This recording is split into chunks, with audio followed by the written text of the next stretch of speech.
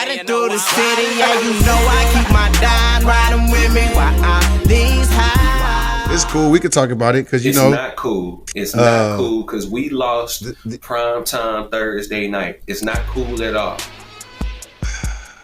It was a tough one, man. We both said we was gonna get a dub. We lost to a team that was on a 5-game losing streak that fired their coach. How you lose to a team with no coach? This was ridiculous, bro. It was ridiculous. Yeah, man. Well, let's talk about the problems. I think they're evident on the field. Everybody knows what's happening. So, well, it depends on which one you want to talk about first. I'll let you choose. Go ahead and pick one. Yeah. So I was gonna tell you what I kind of did was I rewatched the game a couple times, went through some highlights and stuff, and kind of just did like a little timeline of the game. Right. And bro, no one scored the first quarter. 0-0. And then I think everybody knows about this touchback, not touchdown, touchback in the second quarter. Let's talk about that first. By Corley. First and foremost, this is what it looks like to not have a coach. Right here, you got a young guy who don't visit the end zone enough to know how things work. He is so excited to cross the plane that he sat there and dropped the ball before he crossed the line. That is one of you ask me, that is one of the most unforgivable mistakes. If it's me, he cut right away. I don't care if he got great speed. I don't care if he's young. He should have learned not to do that in high school, middle school. You cannot be so excited to cross the plane, bro, that you drop the ball. He just let it go. Man. Gave it up. They still got that segment. Come on, man. Bro, that's worse. That's worse than going for a 90-yard touchdown and they was holding on the other end. This what he did is even worse than that. The big part for me, though, is not only did that happen for them, but we didn't capitalize on the offensive end either right after that play. Right. We came down, had to punt. And it's the offense just not moving. Right. Joe Mixon's a dog, though. That was my next note. Well, Joe Mixon went 24 for 106. We got to ride Joe Mixon. No diddy. Well, we got to ride Joe Mixon, bro. Joe Mixon was the only thing smoking at this game. When you look at it, the offensive line is the problem. It's the biggest problem we was finna get to with all of the sacks. Yes. But you can make the argument that although they didn't pass protect well, they ran block real well. Yeah, I actually was going to get to that too because I watched the press conference between D'Amico Ryan and I watched C.J. Stroud's press conference. What did he say? And they both kind of had the same type of tone. They just got to do better. They just got to do better. There's a lot of balls that I think C.J. missed. He need to get the ball in his hand faster. As much as I love to see him play and I love him as a quarterback, there's some misses that were crucial misses that we should have had. That had you talking about going to John Mechie in most of those cases. Yep.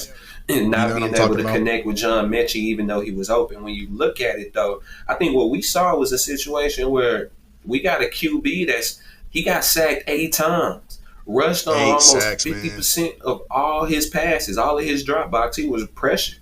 And so what normally happens to a guy when he realized he gonna get hit after every single time he dropped back? Every single time he's gonna be rattled. Exactly. You don't see the most accurate pocket passes being able to thrive when they don't have a pocket, when they know they about to get hit in exchange for all the time they spend in there. He looked like Shedeur Sanders out there, bro. Just getting sacked back to back to back. And it was pathetic. There was nothing you could do about it. He stopped shaking hands with linemen. He stopped grabbing hands. Oh, he's upset, man. Yeah, there was one time I saw him say he just looked back at the lineman and said, "Come on, man." I mean, they're missing crucial blocks. The pass blocking was just grotesque, bro. But I would be careful. I would be careful because if you end up, if the Texans can't make a personnel change here, then these are the guys you're finna be with the next 10 weeks. So you don't want to. Yeah, I think Nick's gonna do some magic. Nick Caserio is a mastermind. He got to have some kind of move going on somewhere. Well, we'll see. He's your guy. But. Yeah. I like Nicky Caserio, bro. It's probably the only Nick I like. But anyways, back to the Tank. Tank, he found Tank, bro. I was gonna say pass blocking wasn't great, but he found Tank 6 times for 126 yards, and Tank was moving. It was money, but who didn't know that? I told everybody, I told the whole group chat, I told anybody that was placing a bet on Prize Picks, the moment Stephon Diggs went out, take the over on Tank's Tank catches Dell. went up. Take the over on Tank 100%. Dell. I hit on him on both of my cards. I took the over on seven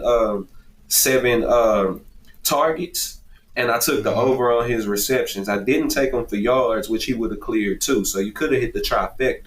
But you had to know, take the over on bro. Yeah, that was cash. Give me my money. That's what I said to Prize Picks. That's got to bring us to the next problem, which I think is the biggest problem that we facing is not having Nico Collins.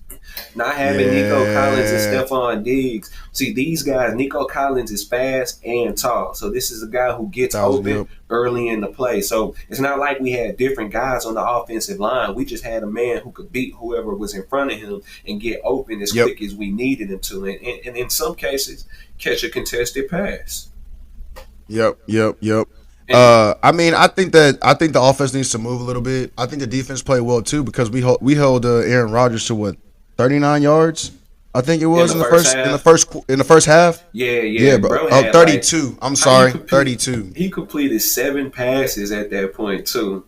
For take the under. That's what I said. He still cleared 200 yards for the game, so still did that. Yeah. So if you go back through this timeline though, bro, just jumping back to it, we were leading at half 7-0. And then Garrett Wilson comes for the one-handed tutty, bro. Like that one-handed touchdown was sick. The first one. We're not talking about the second one yet. We're talking about the first one. Yeah, he caught that mug one-handed and ran it straight through. We know exactly which one you're talking about. I was sitting with my brother. I told him, bro, that is one of the meanest catches I ever seen in my life. And if I hadn't seen, you talking about the touchdown? Which one? Bro, when he leaned, the jump man, yes. The jump man. Yes, and they called it out initially. But he goes in there and I saw that his toe tapped before his knee went out of bounds. I told him that's gonna get called a touchdown, and it's gonna turn out to be one of the meanest catches. Yeah, he's trying to show up Odell Beckham. Not close. I mean, it was close, but Odell Beckham caught it with still 3 fingers, even further behind him. So.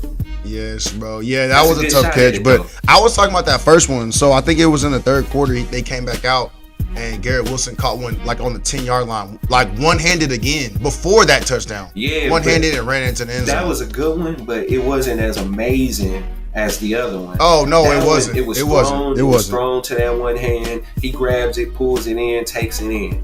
Like that one was pretty textbook. It was a show of how skilled he is and how talented he is. But also, I think he's a great receiver, bro. I mean, he's a good receiver. That's what it means. I was gonna say, but we also gave them way too many. Well, that's what it means to have a great receiver. A guy like that, you don't have to be mad accurate. You just got to throw it in his vicinity.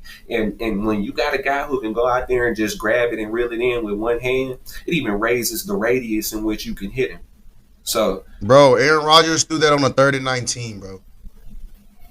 On 3rd and 19, that's the ball he threw. He threw that like out the end zone. You ain't supposed to get Luckily, beat on homie 3rd adjusted and 19. and made him look like a precision quarterback, which it's Aaron Rodgers. And look, we can't let go of the fact that our guy, Kaimi Fairbairn, will never miss those field goals again this season. Thank you. But I'm glad you brought that up because I was talking trash the other day. Yeah, we almost kind of got into it. I said, I'm missing field goals like Fairbairn. You said not too much. Yeah, because Fairbairn, remember, it wasn't too long ago, Fairbairn won us a game on a walk-off 59-yarder. So this is the guy we talking about. Before we start to criticize him, let's pump the brakes and remember the kick that he hit was bigger than the 2 that he missed in his past game. 1,000%, bro. But when they miss, they miss because that was 27 yards. This boy is green from 40 plus, and it was a 27-yard field goal off the post. I get it, but it just seemed like nothing was happening. And let's not forget to highlight Breece Hall because he's a dog as well. Breece Hall was, bro. He was pushing the team for them too because Aaron Rodgers wasn't throwing bombs. He wasn't completing mad completions. I don't care about no Breece Hall. He did well, but he ain't outplay our guy. He did well, but what you had? He did not play Joe Mixon. I think that he did. Joe Mixon had more yards than him for sure. Give up a deep one or at least 2 deep ones. They gave those up to Anthony Richardson, who just got benched. So you don't even have to be great to hit on the deep pass up against us. So whatever it is, it's over with now. Who we got next? We got the Detroit Lions. That's a game everybody in the H need to be prepared to lose, because Detroit is the truth. We need to every week. That's a game we could lose, and you can't be mad at them for losing unless you expect them to be Super Bowl contenders, which I'm giving them 1 more year at this point, because every single game we won, it's been by like 3 points, 7 points. Every single game is so close. Like, we haven't really shown, like, although we got 6 wins, we ain't shown we light years better than the next guys. So when we clash against those Detroit Lions, that needs to be a game everybody's prepared to let go of. But if we get Nico Collins back, it's a game we can win. Yeah. I mean, I think I looked at some stats in one of the interviews I looked at, and my boy Coleridge, his worst games are against the Jets. Hey, we prime time. Let's move forward, because we prime time Sunday night. Prime time Sunday night against the Detroit Lions. It's going to be a better game than we saw this past week, and there's a good chance we get Nico Collins back in. Loving the way I ride, loving the way